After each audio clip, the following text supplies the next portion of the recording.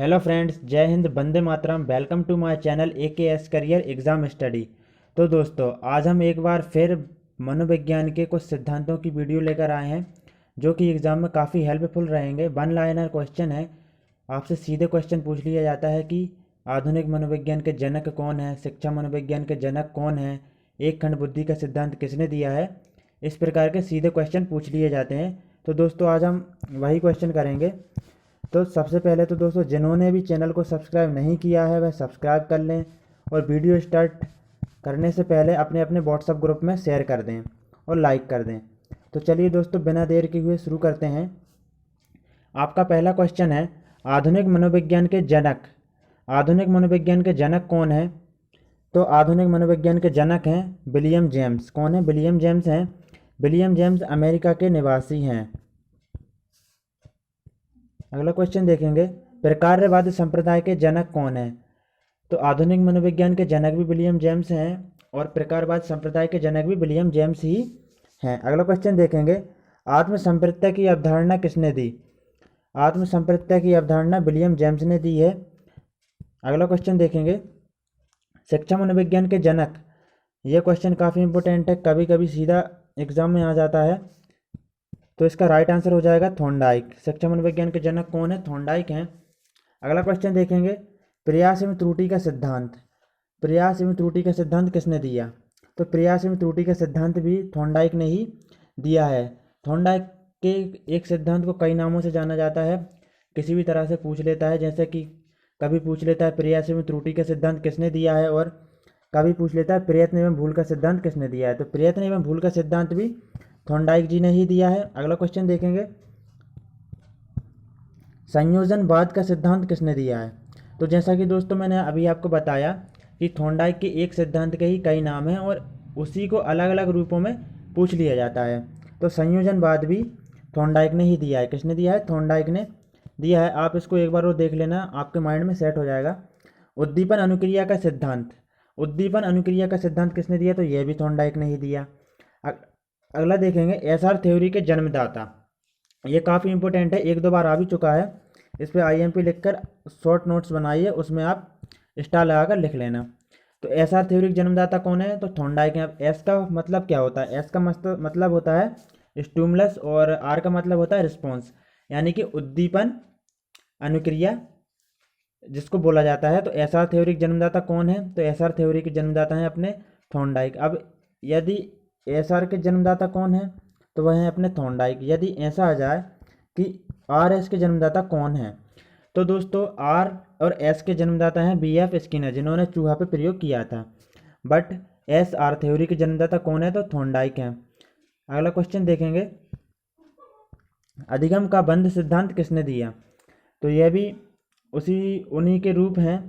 तो ये थॉर्नडाइक ने दिया। अगला क्वेश्चन देखेंगे, संबंधवाद का सिद्धांत किसने दिया? तो संबंधवाद का सिद्धांत भी थॉर्नडाइक ने दिया। अगला है, प्रशिक्षण आंतरण का सर्वसम अवयव का सिद्धांत किसने दिया? तो यह भी थॉर्नडाइक ने ही दिया। अगला देखेंगे, बहुखंड बुद्धि। बहुखंड बुद्धि का सिद्धांत किसने दिया? तो बहुखंड बुद्धि का सिद्धांत भी थॉर्नडाइक ने ही दिया। थॉर्नडाइक जी कहते हैं कि बुद्धि विभिन्न प्रकार से विभाजित रहती है। विनय साइमन बुद्धि परीक्षण के प्रतिपादक कौन है? तो विनय साइमन नाम में ही छिपा है। अल्फ्रेड विनय, जिन्होंने एक खंड बुद्धि का सिद्धांत दिया था, और साइमन। अगला क्वेश्चन देखेंगे, बुद्धि परीक्षण के जन्मदाता। बुद्धि परीक्षण के जन्मदाता अल्फ्रेड विनय हैं, जिन्होंने एक खंड बुद्धि का सिद्धांत का प्रतिपादित किया था या प्रतिपादन किया था। तीन खंड बुद्धि का सिद्धांत किसने दिया? तो दोस्तों, तीन खंड बुद्धि का सिद्धांत, एक खंड बुद्धि का सिद्धांत किसने दिया? तो एक खंड बुद्धि का सिद्धांत अल्फ्रेड विनय ने दिया। और दो खंड बुद्धि का सिद्धांत किसने दिया? तो वह स्पीयरमैन ने दिया। और तीन खंड बुद्धि का सिद्धांत भी स्पीयरमैन ने ही दिया। अगला है, दो खंड बुद्धि का सिद्धांत किसने दिया? तो अभी देखा अपन ने, दो खंड बुद्धि का सिद्धांत किसने दिया? तो वह स्पीयरमैन ने दिया है। अब उन्होंने दो खंड कौन कौन से बताया? उन्होंने बताया सामान्य मानसिक योग्यता और एक विशिष्ट मानसिक योग्यता, G और S फैक्टर बताए थे। सीधा क्वेश्चन आ जाता है कि G और S फैक्टर किसने दिए हैं, तो आप स्पीयरमैन लगाएंगे। अगला देखेंगे, एक खंड बुद्धि का सिद्धांत, जैसा कि अपन अभी पढ़ चुके हैं। एक खंड बुद्धि का सिद्धांत अल्फ्रेड विनय ने दिया। दो खंड किसने दिया? स्पीयरमैन ने दिया। और तीन खंड भी स्पीयरमैन ने दिया। बार बार इसलिए मैं दोहरा रहा हूँ ताकि आपको याद हो जाए। क्रमबद्ध अंतराल विधि के प्रतिपादक कौन है? क्रमबद्ध अंतराल विधि के राइट आंसर हो जाएगा थर्स्टन। क्रमबद्ध अंतराल विधि के प्रतिपादक कौन है? तो थर्स्टन है। अगला देखेंगे समूह खंड बुद्धि का सिद्धांत। तो समूह खंड बुद्धि का सिद्धांत भी थर्स्टन ने दिया है। युग्म तुलनात्मक निर्णय विधि के प्रतिपादक कौन है? युग्म तुलनात्मक निर्णय विधि के प्रतिपादक भी थर्स्टन ही हैं। मूल प्रवृत्तियों के सिद्धांत के जन्मदाता कौन है? मूल प्रवृत्तियों विलियम मैकडूगल इसका राइट आंसर है, जिन्होंने 14 मूल प्रवृत्तियां बताई थी। अब एक क्वेश्चन और होता है कि आउटलाइन ऑफ साइकोलॉजी किसकी किसकी पुस्तक है? तो outline of psychology William McDougall की ही पुस्तक है। अब एक क्वेश्चन और है कि व्यवहारवाद के जनक कौन है? तो व्यवहारवाद के जनक तो अपने वॉटसन जी हैं, लेकिन व्यवहारवाद शब्द का सर्वप्रथम प्रयोग किसने किया था? तो और कोई नहीं, वे विलियम मैकडूगल ही हैं, जिन्होंने व्यवहारवाद शब्द का सर्वप्रथम प्रयोग किया था। अगला देखेंगे विकासात्मक मनोविज्ञान के प्रतिपादक कौन है? तो विकासात्मक मनोविज्ञान या संज्ञानात्मक सिद्धांत, इसके प्रतिपादक जीन पियाजे जी हैं। अगला देखेंगे संज्ञानात्मक विकास का सिद्धांत किसने दिया? तो अभी जैसा कि बताया संज्ञानात्मक विकास का सिद्धांत भी जीन पियाजे ने ही दिया है। अब इनका कहना है कि मानव को जो विकास रहता है ना, विभिन्न प्रकार की अवस्थाओं में होता है। इन्होंने मानव विकास की 4 अवस्थाएं बताई। कौन कौन सी बताई हैं? तो सबसे पहले जो अवस्था बताई ना, उसका नाम है संवेदीगामक अवस्था। इस जो कि जन्म से लेकर 2 साल तक की रहती है। इसमें बालक अपनी इंद्रियों के माध्यम से सीखता है। अब बात आती है कि इंद्रियां क्या होती हैं? तो अपनी 5 इंद्रियां होती हैं, त्वचा, नाक, कान, जीवा वगैरह, इनसे ही बालक सीखता है। और दूसरी है पूर्व संक्रियात्मक अवस्था। कौन सी है? पूर्व संक्रियात्मक अवस्था, जो कि 2 से लेकर 7 वर्ष की है। और तीसरी है मूर्त संक्रियात्मक अवस्था। इसकी अवधि पूछ ली जाती है कभी कभी, इसलिए इसको याद कर लेना, जो कि 7 से 11 वर्ष की है। और मूर्त चिंतन, जो मूर्त चिंतन रहता है ना, एक बालक इसी में करता है। इस वजह से इसका नाम मूर्त संक्रियात्मक अवस्था है। और अंतिम अवस्था आ जाएगी जो कि 11 वर्ष से लेकर 15 वर्ष तक की है, जिसका नाम है अमूर्त या औपचारिक संक्रियात्मक अवस्था भी कहा जाता है। इसमें बालक अमूर्त चिंतन करता है। अब बात आती है मूर्त चिंतन एवं अमूर्त चिंतन किस प्रकार से करता है। मान लीजिए कि एक बालक है जो कि 7 से 11 वर्ष का है। कौन सी अवस्था में है? मूर्त संक्रियात्मक अवस्था में है। आप उसके सामने कोई वस्तु रख दीजिए, तो वह क्या करेगा कि उसके बारे में सोचेगा, ये क्या है क्या नहीं है। लेकिन आप उसे हटा देंगे तो वह चिंतन नहीं कर पाएगा। तो इसको मूर्त चिंतन कहा जाता है। मतलब वह वस्तु या घटना उसके सामने होती है, तो वह उसके बारे में सोचता है। इसको मूर्त चिंतन कहा जाता है। अब क्या होता है अमूर्त चिंतन? क्या होता है, मान लीजिए आपने कोई वस्तु रखी, बालक उसके बारे में सोच रहा है, उसके बारे में कल्पना कर रहा है। जब आप उसे हटा दोगे तो वह उसके माइंड में उसकी एक तस्वीर बन जाएगी, तो उसके बारे में वह सोचता है। तो इसको क्या बोला जाता है? इसको अमूर्त चिंतन बोला जाता है। अगला है क्रिया प्रसूत अनुबंधन का सिद्धांत किसने दिया? क्रिया प्रसूत अनुबंधन का सिद्धांत BF स्किनर ने दिया है। अब मैंने आपसे कहा था कि SR थ्योरी के जन्मदाता कौन है? तो वह अपने थॉर्नडाइक हो जाएंगे। लेकिन SR का उल्टा कर देंगे तो इसके जन्मदाता कौन है? तो क्रिया प्रसूत अनुबंधन के जो सिद्धांत के जनक है ना, स्किनर, वही है। अब बात आती है कि स्किनर ने किस पर प्रयोग किया था? तो स्किनर ने चूहे पर प्रयोग किया था। सीधा क्वेश्चन आ जाता है कि स्किनर ने किस पर प्रयोग किया था, तो आप आंसर लगाएंगे चूहे पर। अगला देखेंगे सक्रिय अनुबंधन का सिद्धांत किसने दिया? दोस्तों क्या है, मनोविज्ञान में एक ही सिद्धांत के अनेक नाम है। जैसे कि थॉर्नडाइक के सिद्धांत के अनेक नाम है, प्रयास एवं त्रुटि का सिद्धांत, प्रयत्न एवं भूल का सिद्धांत। उसी प्रकार से सक्रिय अनुबंधन का सिद्धांत और क्रिया प्रसूत अनुबंधन का सिद्धांत, यह भी एक ही है और इनके अलग अलग रूप हैं या नाम है। तो इसका राइट आंसर हो जाएगा स्किनर। सक्रिय अनुबंधन का सिद्धांत किसने दिया है? तो स्किनर जी ने दिया है। अगला देखेंगे अनुकूलित अनुक्रिया का सिद्धांत किसने दिया? अनुकूलित अनुक्रिया का सिद्धांत किसने दिया? तो राइट आंसर हो जाएगा पावलव। अब मैं आपको एक क्वेश्चन बताता हूँ कि अनुबंधन के जनक कौन है? तो इसका राइट आंसर हो जाएगा पावलव जी हैं। अनुबंधन के जनक कौन है? पावलव जी हैं। यदि क्वेश्चन में आ जाए सीधा कि अनुबंधन के जनक कौन है, तो राइट आंसर आप पावलव लगाएंगे। अगला क्वेश्चन देखेंगे संबंध प्रत्यावर्तन का सिद्धांत किसने दिया? तो बस यह भी पावलव ने ही दिया है, IP पावलव। अब आप समझ रहे होंगे IP का मतलब क्या है। तो दोस्तों मैं आपको बता दूं, IP का मतलब है, इनका पूरा नाम है इवान पेत्रोविच पावलव। क्या है? I से इवान, P से पेत्रोविच और पावलव, इनका पूरा नाम है। अगला देखेंगे शास्त्रीय अनुबंधन का सिद्धांत किसने दिया? तो दोस्तों शास्त्रीय अनुबंधन का सिद्धांत जो है ना, वह भी पावलव ने ही दिया है। इनका पूरा नाम क्या है? Ivan Petrovich पावलव। अब यहाँ से 2-3 क्वेश्चन और बन जाते हैं कि इवान पेत्रोविच पावलव ने किस चीज़ पर प्रयोग किया था।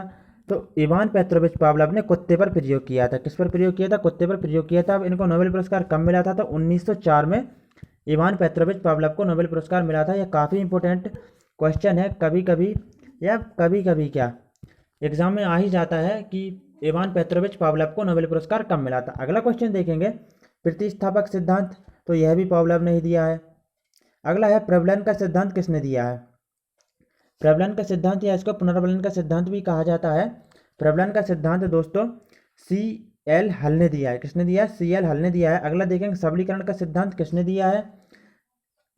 तो दोस्तों सबलीकरण का सिद्धांत भी C.L. हल ने ही दिया है। अगला देखेंगे संपोषक का सिद्धांत। संपोषक का सिद्धांत किसने दिया है? तो इसका भी राइट आंसर C.L. हल हो जाएगा। इस प्रकार से एक ही सिद्धांत के 3 नाम हो गए। संपोषक का सिद्धांत किसने दिया? C.L. हल ने दिया।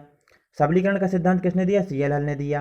प्रबलन का सिद्धांत किसने दिया या पुनर्बलन का सिद्धांत किसने दिया? तो वह भी C.L.